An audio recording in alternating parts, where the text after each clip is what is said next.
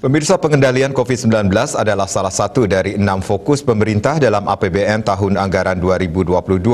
Menurut Presiden Jokowi, pemerintah akan fokus pada 6 kebijakan utama. Yang pertama, melanjutkan pengendalian COVID-19 dengan tetap memprioritaskan sektor kesehatan.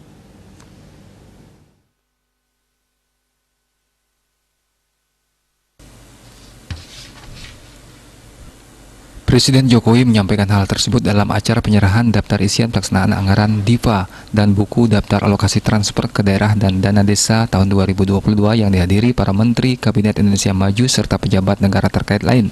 Presiden menambahkan fokus kedua dalam APBN 2022 yakni menjaga keberlanjutan program perlindungan sosial bagi masyarakat yang kurang mampu dan rentan.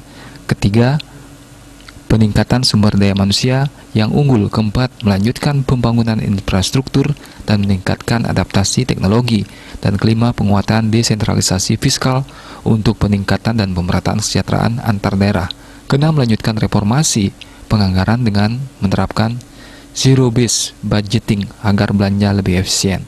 Presiden Jokowi mengingatkan agar pada 2022 para menteri dan kepala daerah harus tetap mempersiapkan diri menghadapi risiko pandemi COVID-19 yang masih membayangi dunia dan Indonesia.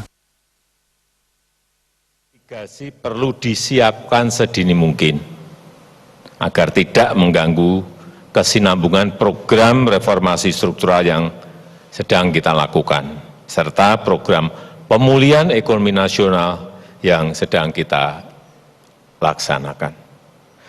Dan menghadapi ketidakpastian tahun 2022, kita harus merancang APBN tahun 2022 yang responsif, yang antisipasif, dan juga fleksibel. Selalu berinovasi dan mengantisipasi berbagai perubahan yang terjadi, dengan tetap menjaga tata kelola yang baik. Bapak Ibu yang saya hormati, APBN tahun 2022 memiliki peran sentral.